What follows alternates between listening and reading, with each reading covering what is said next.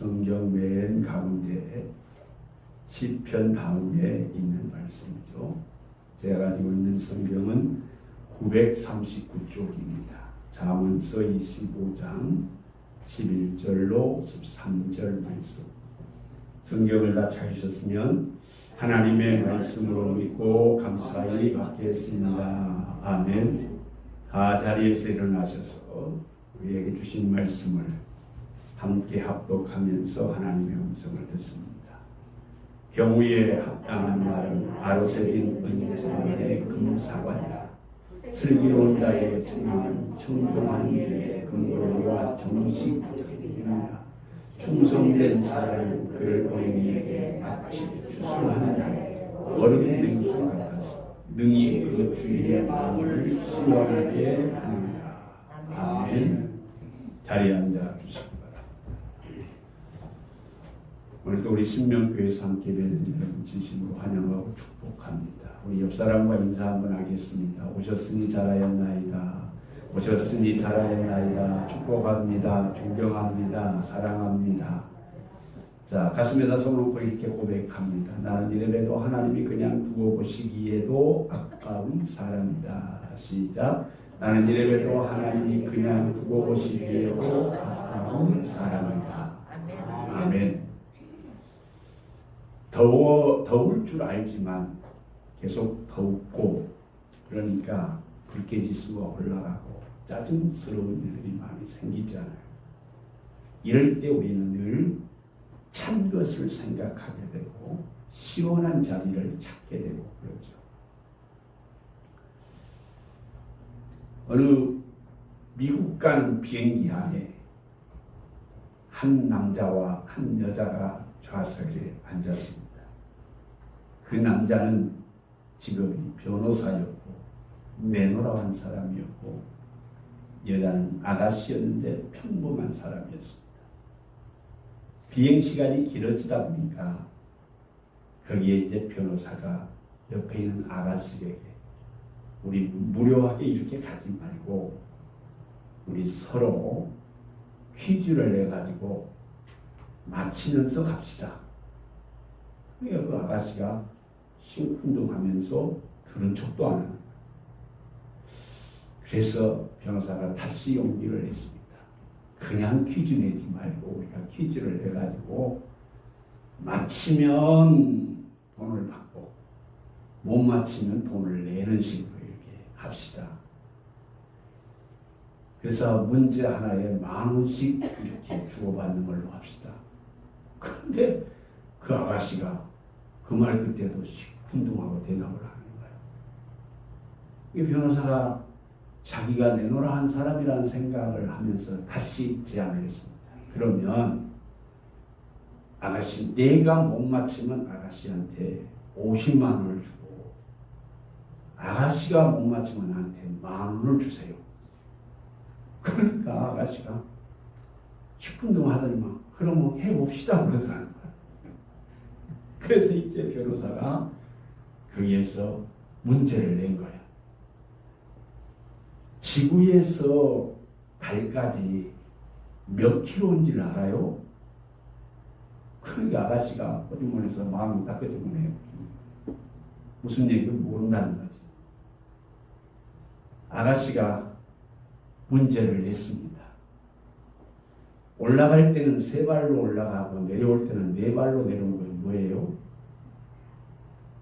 변호사가 아무리 인터넷을 찾아보고 별칠을 해도 올라갈 때는 3발로 올라가고 내려올 때는 4발로 내려오는 거예요. 뭔지를 모르겠는 거예요. 여러분 뭐예요? 아는 사람.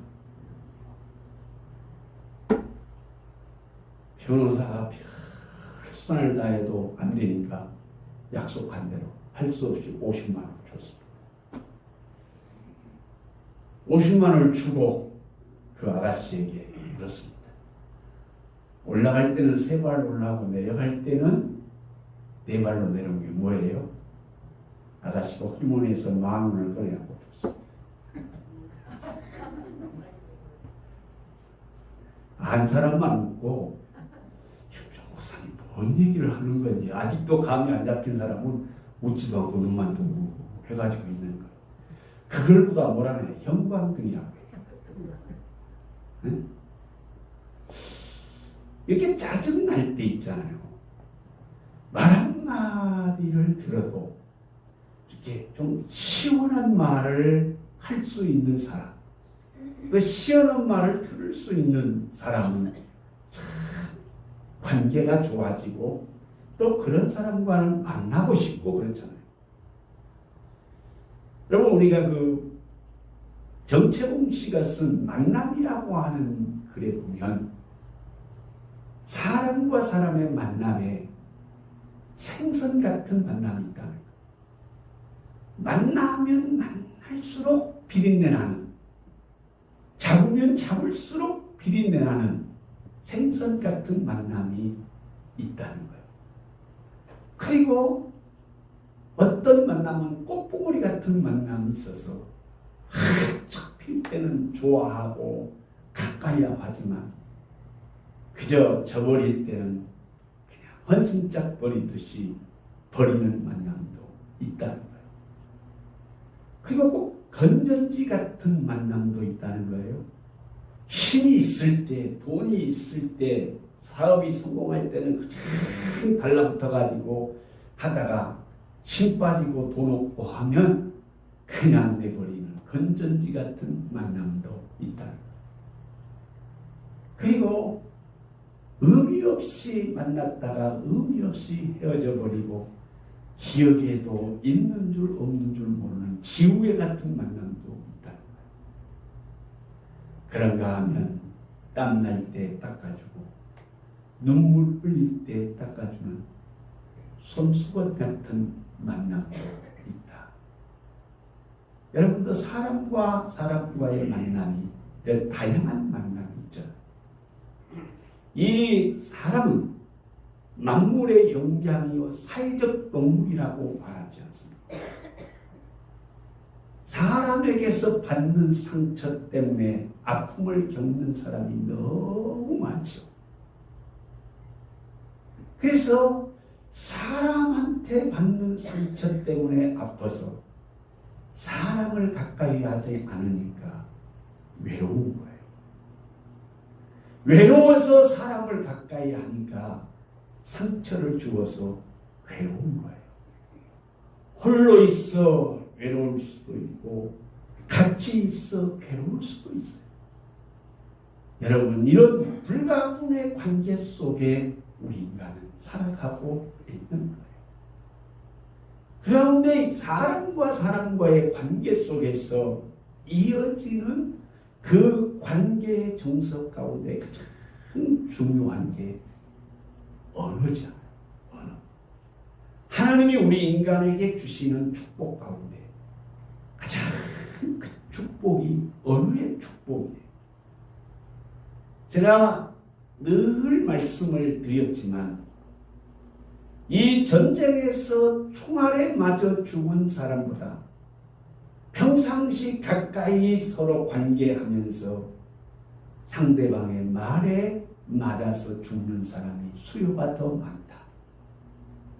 내가 여기서 하는 말은 저 북한 김정일이가 듣는 게 아니고 내가 한 말은 나와 가장 가까운 사람이, 나와 가장 친한 사람이, 내가 가장 아끼는 사람이 듣는 말인데 우리가 자기의 말에 대한 생각들을 우리가 하고 살아가는지 무심코 내던지는지 우리는 늘 생각해 보면서 같이 있으면 외롭고 홀로 있으면 외롭고 어떻게 해야 됩니까?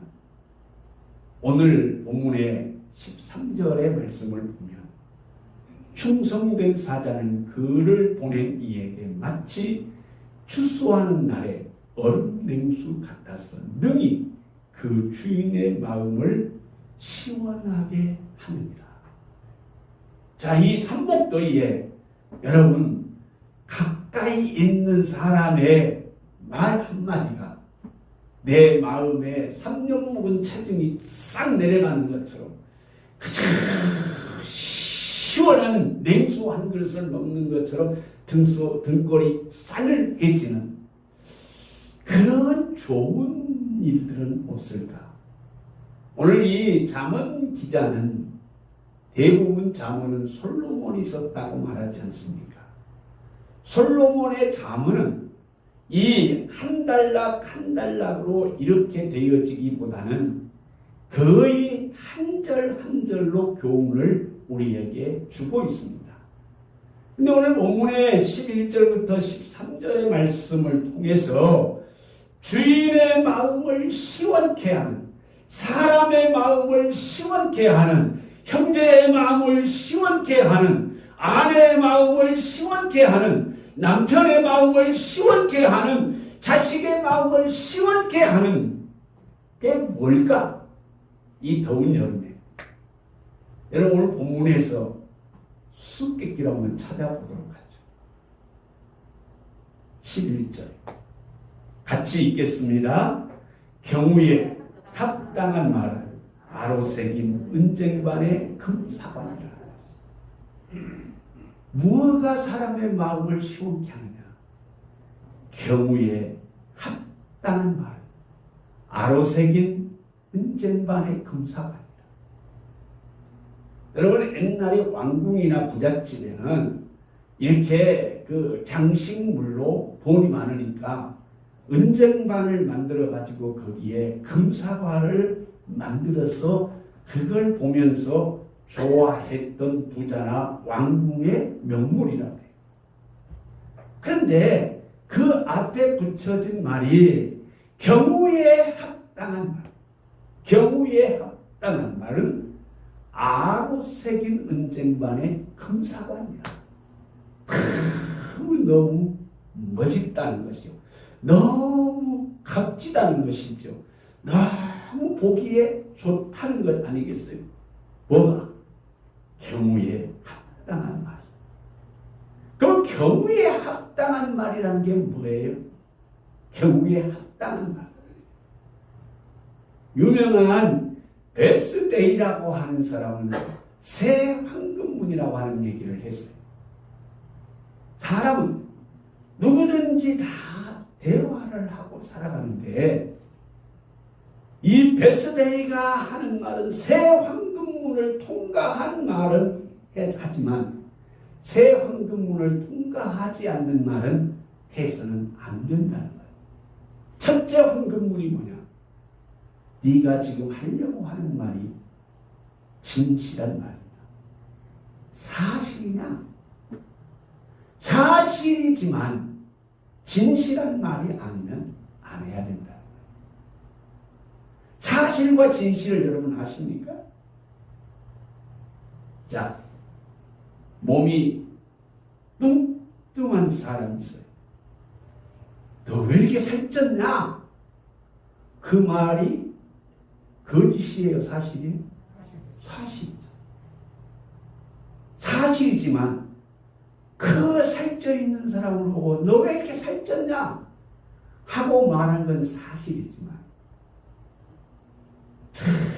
거기에서 그 사람을 보고 정말 당신은 품위가 있고 덕이 있고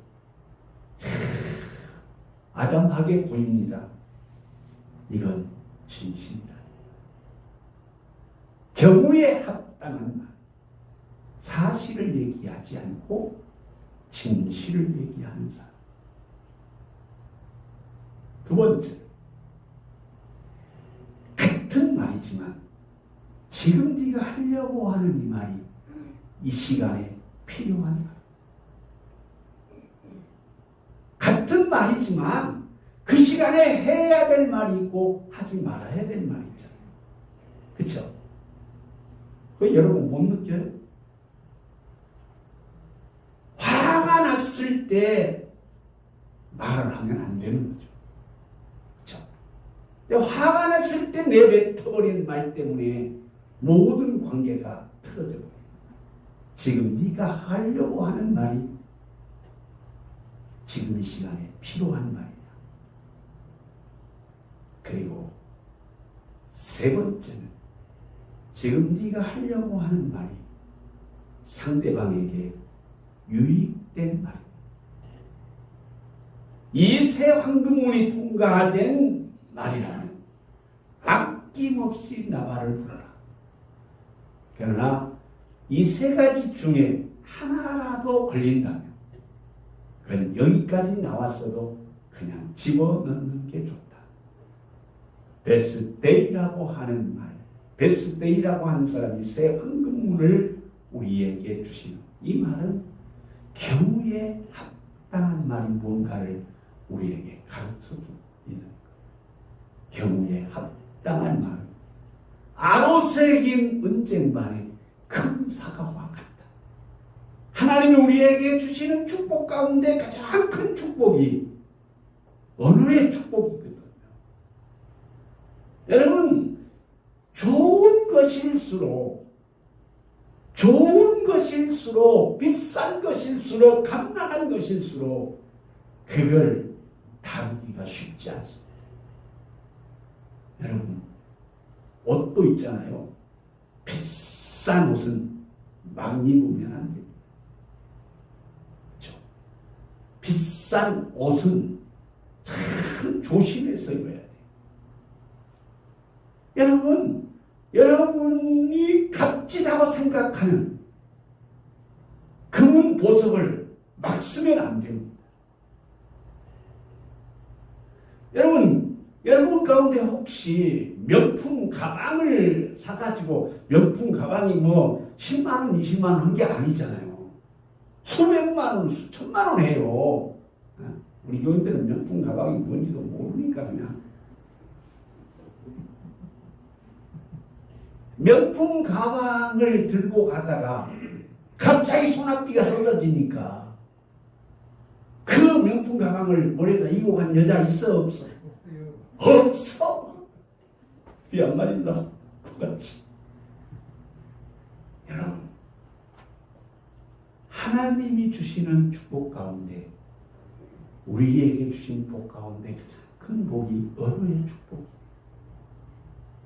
이 언어의 축복을 잘 쓰면 말 한마디에 천냥빚도 갚아. 알기는 아는데 왜 오늘 본문의 말대로 경우에 합당한 말을 못해가지고 상처를 주고 상처를 받고 갈라서고 돌아서고 아픔을 겪고 이러냐. 오늘 잠언 25장 11절에 경우에 합당한 말은 아로새긴 은쟁반의 금사과와 같다. 경우에 합당한 말을 하고 사는 사람은 주인의 마음을 시원하게 한다. 상대방의 마음을 시원하게 한다. 아내의 마음을 시원하게 한다. 남편의 마음을 시원하게 한다는 거예요. 이 무더운 여름에 여러분과 제가 경우에 합당한 말은 뭘까요? 제가 한 말이 베스데이라고 하는 사람이 쇠한 네가 한 말이 사실 내가 하려고 하는 말이 지금 필요한 말, 네가 하려고 하는 말이 지금 상대방에게 유익되는 말이야.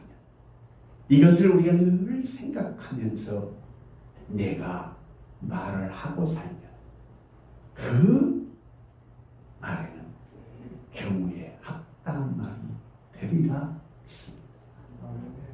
여러분, 말 한마디가 여러분 삶 속에서 은쟁반에 아로새긴 금사같은 그렇게 되어지면 사람의 마음만 하나님의 마음을 시원하게 한다. 냉장고 앞에 안 가도 에어컨 앞에 안 가도 그 말 한마디를 들으면 경우에 합당한 말 한마디를 듣는 사람이 죽을 사람이 살아나고 병든 사람이 고쳐지고 실망한 사람이 용기를 얻고 좌절한 사람이 새 힘을 얻는 시원한 역사가 일어나게 되는 게 경우에 합당한 말. 우리 이 무더운 여름처럼 말 한마디에 상처가 더 크고 불쾌지수가 쌓이고 이런 때 경우에 합당한 말이 뭔가? 그 여러분과 제가 늘 생각해야 될 것은 내가 불쾌지수가 올라가고 성질이 나가지고 화가 치밀어 오를 때는 가급적이면 그때는 얘기를 안 하고 그 화가 정리가 된 다음에 이야기를 하는 버릇을 우리가 늘 마음속에 새기면 아마 경우에 합당한 말을 할 수 있지 않을까 하는 생각을 해요. 올라올 때, 화가 날 때, 성질 날 때 못 참고 막 해버린 말은 하나도 쓸말이 없어요. 주워 담을 수 없습니다. 그 관계 때문에 평생 좋았던 사이가, 평생 신뢰했던 사이가, 평생 같이 했던 사이가 망가져버리는 경우에 합당한 말은 여러분 아로 새긴 은쟁반이 무엇과 같다? 금사와 같다. 기억하시기를 바라요. 그리고 그 아로 새긴 은쟁반의 금사과만 같은 게 아니라 그 사람은 주인의 마음을 시원하게 한다. 상대의 마음을 시원하게 한다. 두 번째는 12절 보시죠. 같이 읽겠습니다.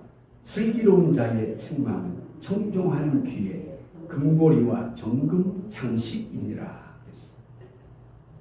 11절은 내가 하는 말이에요.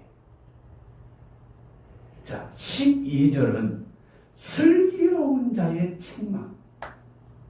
다른 사람의 책망을 청종하는 귀. 다른 사람의 책망의 말을, 다른 사람의 설득의 말을, 다른 사람의 충고의 말을 청종하는 귀는 금고리와 정금 장식이라고 했어요. 여러분, 이 솔로몬 시대의 옛날 왕정 시대에 이 금고리와 정금 장식은 여자가 갖추어 가지고 있는 최고의 장식이라는 거예요.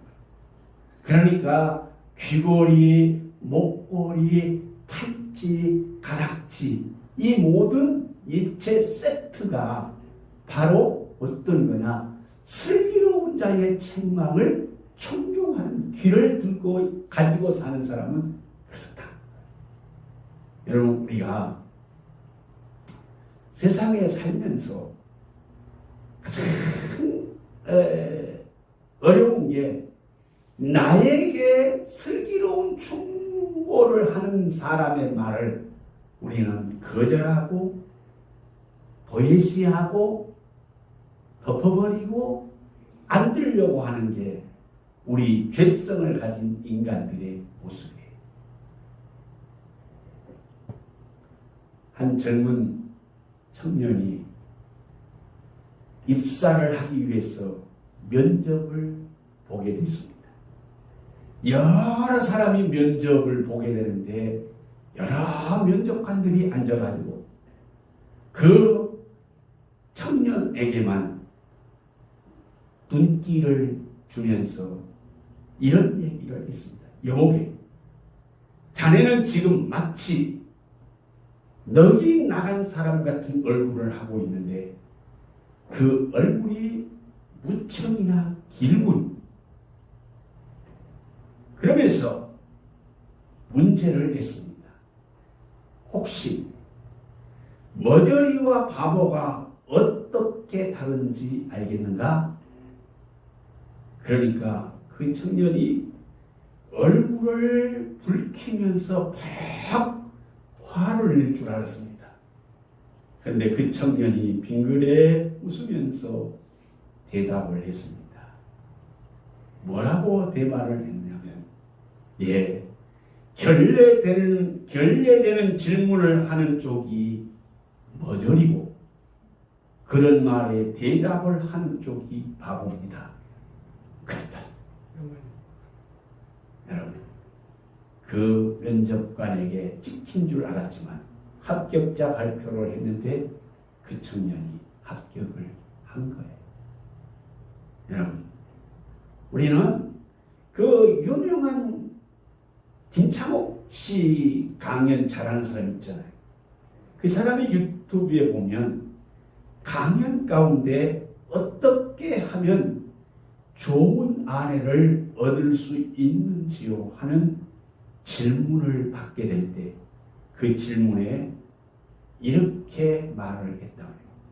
말을 예쁘게 아름답게 하는 사람과 결혼하세요. 말을 예쁘게 아름답게 하는 사람과 결혼하세요. 그랬다는 거예요. 여러분, 우리는 정말로 이 말에 하는 것도 중요하지만 다른 사람, 슬기로운 사람의 말을 청종하는 귀를 갖는 것은 대단히 사람의 마음을 시원하게 한다는 거예요. 여러분, 우리 말에 소귀의 경리기라고 하는 말 있잖아요. 자식한테 얘기하고 남편한테 얘기하고 아내한테 얘기하고 친구한테 얘기하고 나는 힘들어서 하고 나는 자기를 위해서 하고 나는 정말로 어렵게 얘기하는데 들은 척도 않고 속위에 격리 있는 식으로 귓등으로 듣는 사람이 있잖아요. 그런 사람은 사람의 마음을 통하게 하는 게 아니라 통하게 하는 거예요.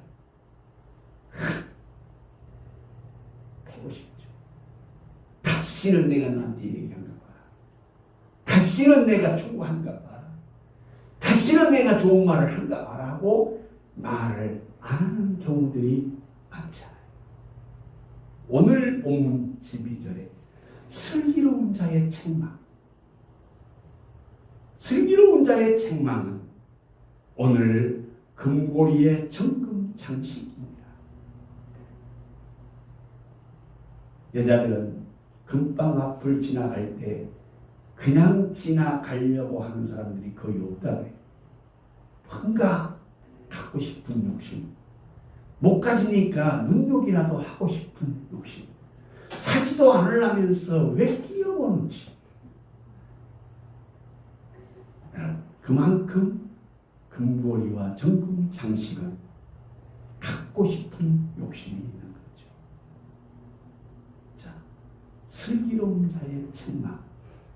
내가 갖고 싶어하는 정금 장식과 같으니까 그를 청종하는 마음이 사람의 마음을 시원하게 하는 거예요. 여러분, 남편에게 충고할 때, 아내에게 충고할 때, 친구에게 충고할 때, 가까운 사람에게 힘들어서 얘기할 때 고마워.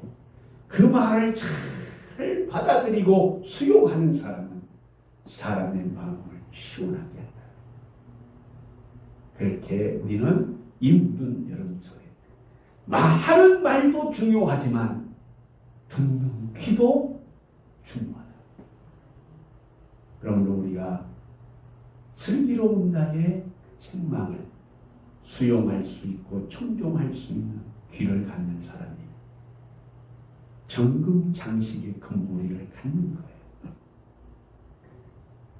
제가 그렇게 살지 못하지만 이 강단에 서서 전하는 말씀은 슬기로운 자의 충고일 거예요.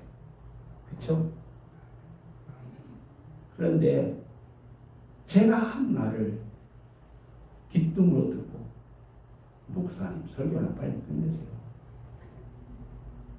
그리고 바로 나가서 또 슬기로운 자의 충고는 귓등으로 들어버리고 또 오늘 11절에 말한 대로 경우에 합당한 말이 아닌 말로 사람의 마음에 상처를 주는 것은 이것은 슬기로운 자의 책망을 청종하는 귀를 갖지 못한다.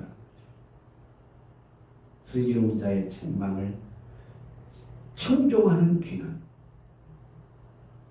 정금 장식뿐만 아니라 주인의 마음을 시원하게 하는 줄로 믿습니다. 할렐루야. 자, 13절 같이 보겠습니다. 충성된 사자는 그를 보낸 이에게 마치 추수하는 날에 얼음 냉수 같아서 능히 그 주인의 마음을 시원하게 합니다. 세 번째, 충성된 사자. 충성된 사자라고 하는 말은, 충성이라고 하는 말은 히브리 말로 아만이라고 하는 말. 진실로 믿는다, 의지한다는 뜻으로 우리가 자주 고백하고 있는 아멘과 같은 비슷한 말. 온전히 신뢰한다는 어원에서 나오는 말. 다시 말하면 이 충성된 사자라고 하는 것은 문짝과 문과 사이에서 돌쪽이 역할, 문짝과 문을 연결을 시켜서 서로 맞돌게 하는 돌적이 역할을 하는 것을 사자라고 말합니다. 그 어원. 여러분, 이 문과 문짝 사이에 돌쪽이가 있을 때 그 문이 서로 마저 들어가고 열고 닫을 때 불편함이 없는 것처럼, 다시 말하면 이 충성된 사자는 하나님과 인간 사이에, 사람과 사람 사이에 돌적이 역할을 하는 것처럼 서로 잘 맞아 돌아갈 수 있는 버스케팅을 역할을 하는, 이게 바로 충성된 사자의 모습이라. 몇 주일 전에 제가 고린도전서 4장에서 말씀을 드렸습니다. 맞든 자에 구할 것은 충성입니다. 우리는 하나님의 비밀을 맞든 자로서 우리가 하나님 앞에 맞든 일에 충성하고, 작은 일에 충성하고, 숨은 일에 충성하자는 말씀을 드렸습니다.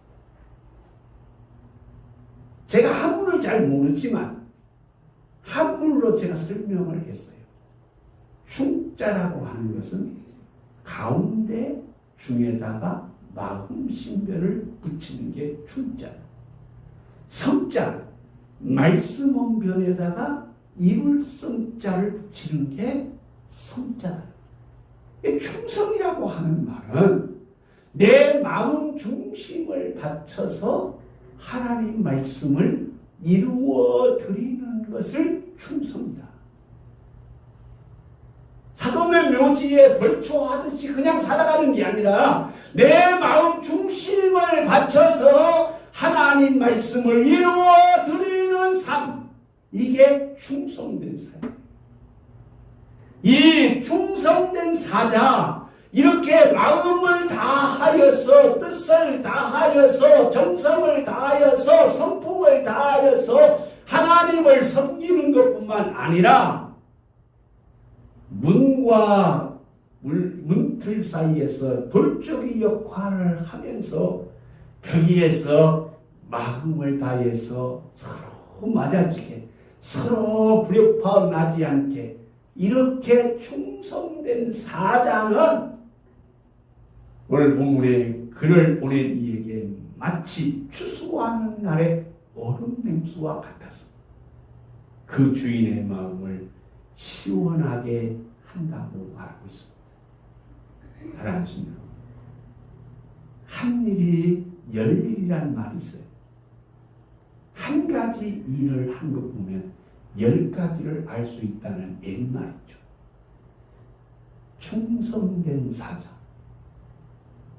가정에서도, 직장에서도, 교회에서도 우리가 하나님 앞에 마음 충성을 다해서 하나님의 말씀을 이루고, 항상 같이 밥을 먹는 밥상이지만 아내가 마음 정성을 다해가지고 남편의 밥도 차려서, 반찬도 차려서 주는 그 아름다운 밥상, 남편의 마음을 시원하게 할 거예요.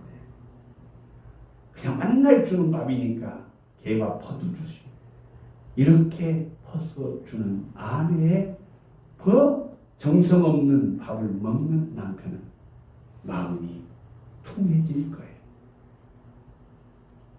똑같은 삶이지만 충성된 사자라고 하는 게 뭔가? 바로 내 마음 중심을 바쳐서 하나님의 말씀을 이루어 드리는. 그래서 우리가 이 충성된 사자는 한 번 충성하고 마는 게 아니고 끝까지 충성하는 걸 말하는 거예요. 늘 변함없이 충성하는 걸 말하는 거예요. 괴로우나 즐거우나 충성하는 것을 충성이라고 우리는 말하고 있는 거 아닙니까? 그러므로 우리는 하나님 앞에 충성된 사자가 우리가 하나님의 말씀을 듣고 또 하나님 앞에서 이 경우에 합당한 말을 하고 그 듣고 합당한 말 앞에 우리는 충성된 사자로 살아가면 그 사람 이 더운 여름 날씨에 사람의 마음을 시원하게 하고 오늘 13절 마지막에 그는 추수하는 날의 얼음 냉수 같아서 늘 그 주인의 마음을 시원하게 합니다. 삼복의를 지나고 있는 지금 이 러시아와 우크라이나 전쟁으로 인하여서 세계의 경제가 지금 악화일로에 놓여 있습니다. 새 정부가 들어서면 엄청나게 달라지고 좋아질 것이라는 기대 속에 우리는 살았습니다. 그러나 그놈이 그놈이고 그년이 그년이고 그 일이 그 일이고 그 나라가 그 나라인 것을 볼 때 우리 마음속에 날씨는 덥지, 정치는 진흙탕이지, 경제는 어렵지, 이 어려운 시대에 오늘 주인의 마음을 시원케 하고 사람의 마음을 시원케 하는 게 오늘 11절로 13절에 세 가지 부분에서 여러분에게 말씀을 드렸습니다. 첫째는 경우에 합당한 말. 두 번째, 슬기로운 자의 책망을 청종하는 뭐? 금방 잊어버렸어요. 청종하는 귀. 우리가 늘 다른 사람의 말을 귀담아 들을 줄 아는, 새길 줄 아는 사람이 금고리와 정금 장식을 갖고 사는 거예요. 우리가 말하고 들었으면 이제 충성된 사자로 우리가 마음 중심을 바쳐서 가정생활이나 교회생활이나 직장생활이나 사회생활이나 신앙생활이나 우리는 충성된 사자로 되나케나 되는 대로 하고 살지 않고 하나님 앞에 최선을 다해서 성경에 보면요 하나님 예수님이 강조하고 있는 게 이 무슨 말씀이냐 너는 마음을 다하고 뜻을 다하고 정성을 다하고 힘을 다하여서 주 너의 하나님을 사랑하고 내 이웃을 내 몸과 같이 사랑하라고 하는 것이 이것이 율법이요 계명이라고 하나님은 말씀하고 있습니다. 여러분 한 가지 일을 할지라도 많은 것을 못할지라도 1등을 아닐지라도 제가 늘 말씀드린 대로 최선을 다하는 정말로 경우에 합당한 말. 두 번째는 슬기로운 자의 책망을 청종하는 귀. 세 번째는 충성된 사자. 정말로 그 충성되게 마음, 뜻, 정성 다 해서 문과 문짝 사이에 돌적이처럼 입안에 혀처럼 여러분 가정에서 충성된 사자로 입안에 혀 보세요. 저는 늘 이빨로 혀를 잘 씹습니다. 그런데 보세요. 씹힌 혀는 죽을 때까지 떨어지지 않고 살아요. 그런데 씹은 이빨은 나이가 들면 하나씩 빠지잖아요. 나도 벌써 이빨 하나 임플란트 해 넣었습니다. 이제 여러분, 우리는 충성된 사자. 교회 안에서, 가정 안에서, 직장 안에서, 사회 안에서 충성된 사자는 그 주인의 마음을 시원하게 합니다.